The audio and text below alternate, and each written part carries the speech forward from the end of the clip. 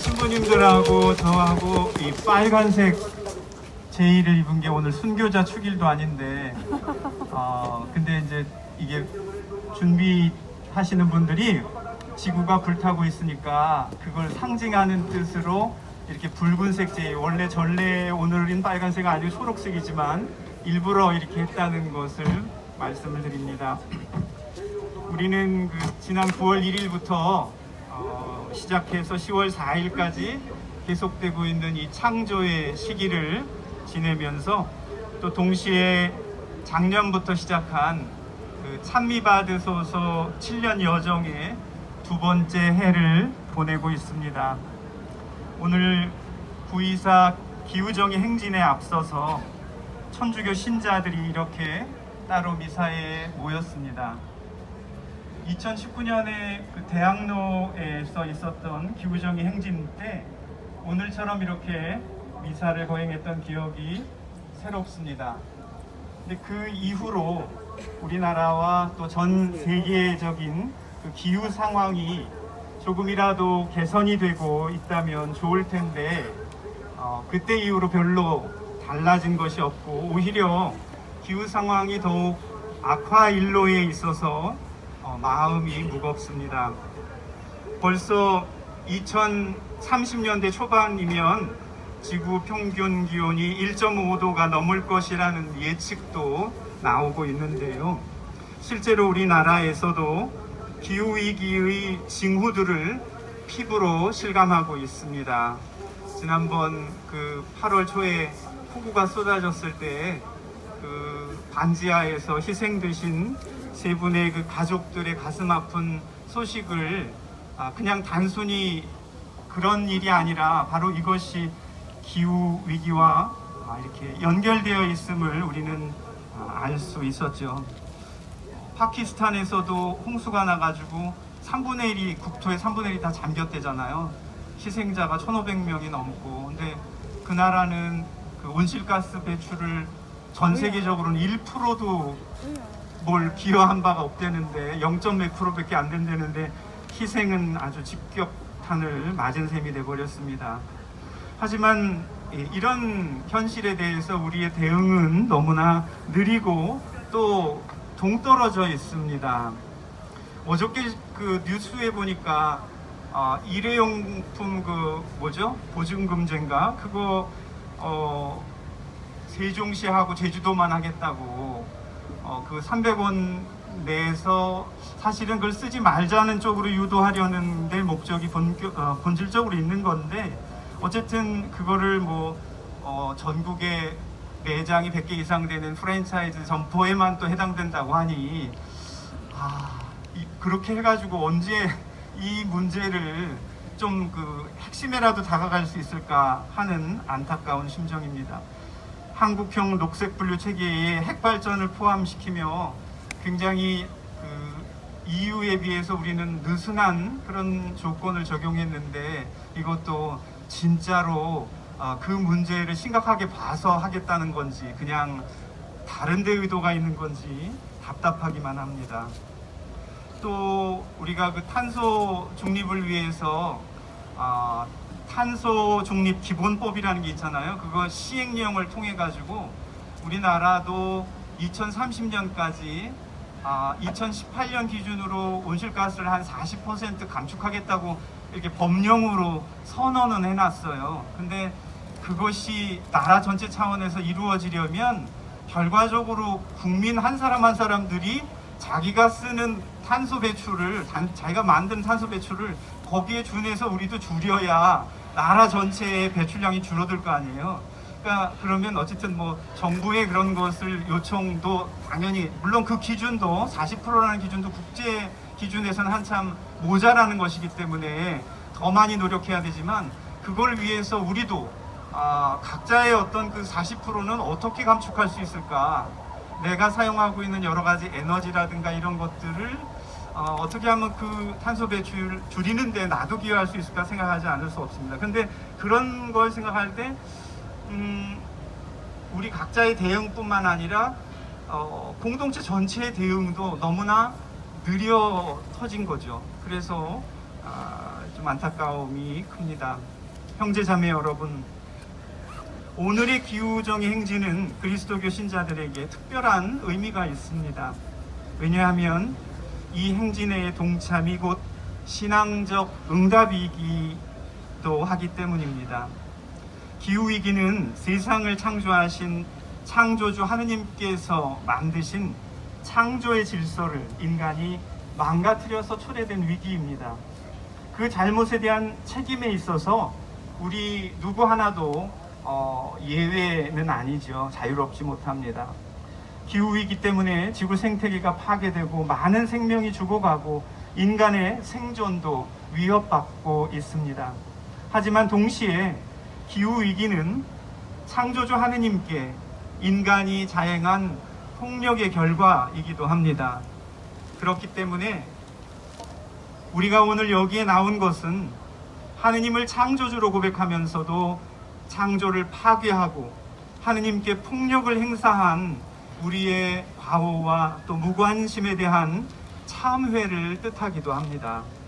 그런 점에서 오늘의 행진이 그리스도 교회의 행사는 아니지만 우리 신자들에게는 이 행진의 동참이 신앙적 응답이기도 하다고 말씀드리는 것입니다. 형제자매 여러분, 기후위기를 해결하고 기후정의를 실현하기 위한 제도적이고 정책적인 대책, 기업이나 또 정부가 어떤 특별히 더 힘쓸 사항이겠죠. 그런 대책에 대한 요구들은 다 잘 알고 계시겠지만 또 이 미사가 끝난 후에 이 행사에 마련된 여러 연설들을 통해서도 많이 들으실 수 있을 겁니다. 그래서 저는 오늘 기후위기 시대를 살고 있는 신앙인의 역할 내지는 자세에 대해서만 짧게 나누고 싶습니다. 첫째로 우리가 생태 영성 또는 창조 영성으로 거듭나도록 더 많이 노력해야 하겠다는 것입니다. 영성이라는 말을 많이 듣습니다. 무슨 성직자의 영성, 수도자의 영성, 평신도 영성 그렇게도 얘기하고 프란치스칸 영성, 깔멜 영성, 베네딕토의 영성 등등 그렇게도 얘기하고 어쨌든 다양한 영성은 하느님의 모습을 일부이지만 다양한 방식으로 드러내줍니다. 영성이란 한 분이신 하느님을 드러내는 다양한 길이고 또 방식입니다.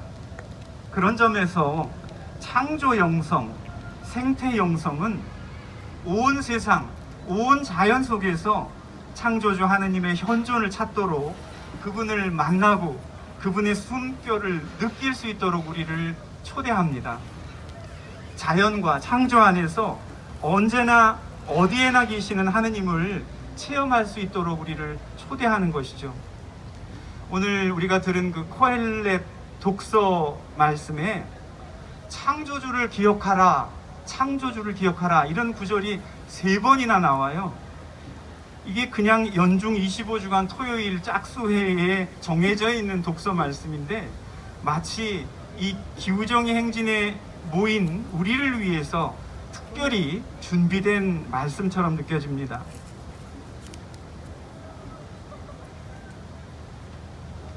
기후재난의 시대에 창조주를 기억하라는 말씀이 더욱 깊이 마음에 와 닿습니다.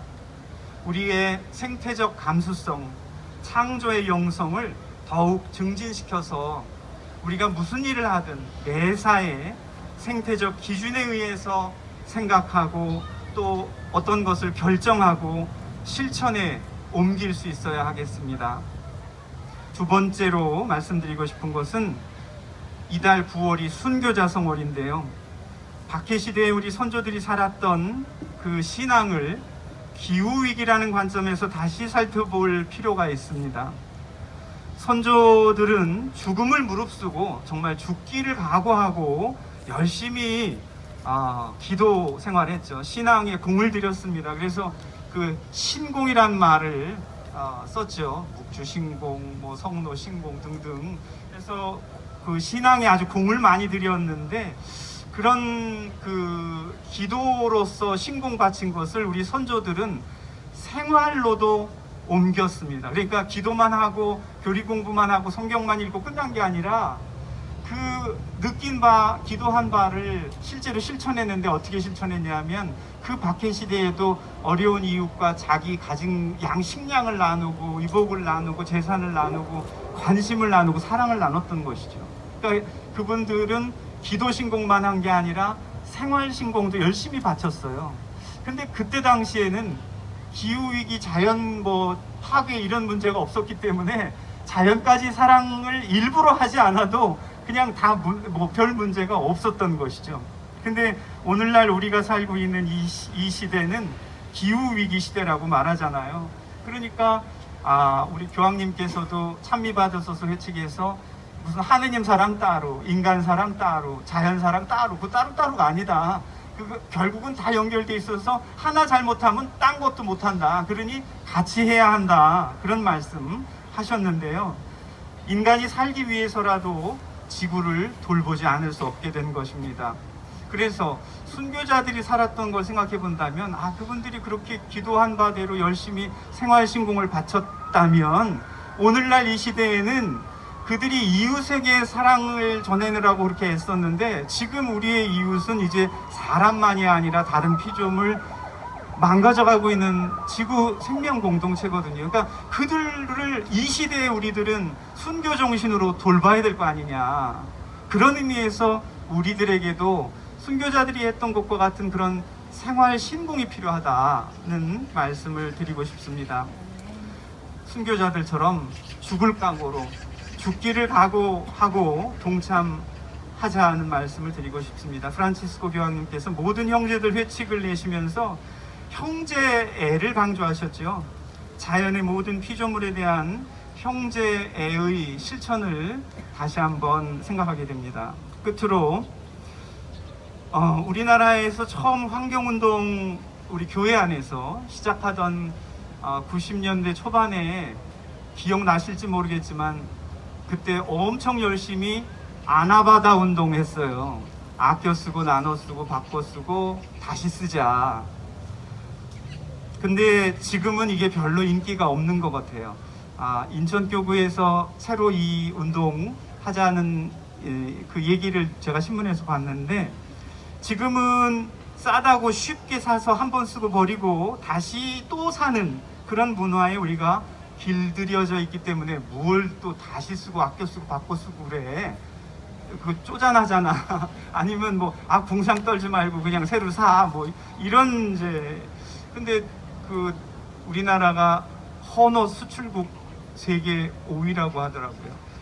입고 그냥 기부함에 넣은 옷들이 다른 나라 가서 쓰레기로 된다고. 그런데 결국은 이 시대에 그 아나바다 정신으로 우리 모두가 다시 돌아가야 한다는 것이죠. 아나바다 운동 정신은 단순 소박한 삶, 절제와 가난의 실천입니다. 근데 물론 이것은 이 현대적인 시대 흐름을 거스르는 것이에요. 다들 풍요롭게 잘 살고 더 많이 갖고 삐까뻔쩍하게 살자고 하고 있는데 천주교 신자들이 모여서 가난하고 소박하고 절제하면서 쓴 거 또 쓰고 쪼개 쓰고 이건 시대의 흐름에 사실은 좀 맞지는 않습니다. 하지만 이런 내면의 개조 없이는 우리가 국가와 국제사회가 제도적으로 규제라든가 법이라든가 이런 것들을 아무리 강화한다 해도 그것으로서는 위기를 해결할 수 없습니다. 오늘 이슈에도 자본주의 체제가 문제다, 경제 체제가 문제다. 그래서 아마 좀 무슨 사회주의적인 이런 거를 우리가 다시 돌아가야 된다, 이런 아마 부스도 있는 것 같던데 오늘 차려진 거에. 사실은 자본주의나 사회주의나 물질 중심이긴 똑같아요. 예. 동서냉전 시대에 공산 사회주의권에 환경 파괴가 없었냐? 엄청 심각했어요. 그들도 결국은 그들 유물론이잖아요. 그 사회주의가 물질이 가장 중요하다고 여기는 사람들인데, 그러니까 결국은 사회주의 문제, 무슨 자본주의 문제라기보다는 기본적으로 물질주의의 문제, 물질 문명의 문제인 것이죠. 우리가 물질주의적인 가치관, 물질이 우리 행복을 좌우한다는 그런 행복관을 버리고 내면의 풍요, 영적인 삶, 행복을 다시 선택해야 한다는 것입니다. 그래서 오늘 이 미사에서 저는 그 순교자들의 어떤 그 생활 신공의 정신을 우리가 살리고 또 이런 그 소박한 단순한 삶을 위한 아나바다 정신을 뭐 30년 전에 흘려버린 것이 아니라 이 시대에 지금 더 소중하게 느껴진다. 그리고 제일 먼저 뭐 말씀드렸죠? 이제 저기 기억이 안 나네. 제가 얘기해놓고도. 예? 영성, 창조 영성. 모든 일에 있어서 그 영성에로 우리가 좀 더 예민해질 수 있도록 노력하자. 이 세 가지 점을 말씀드렸습니다.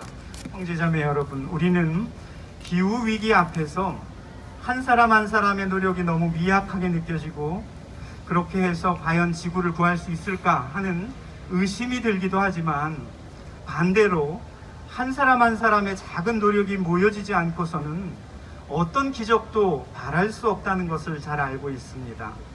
그러므로 우리도 한국의 순교자들처럼 순교 정신으로 생활신공, 즉 탄소를 줄이는 수고를 매일매일 주님께 봉헌합시다. 그리고 그 일에 우리가 지치지 않고 매진할 수 있도록 이 미사에서 주님의 은총을 간청합시다.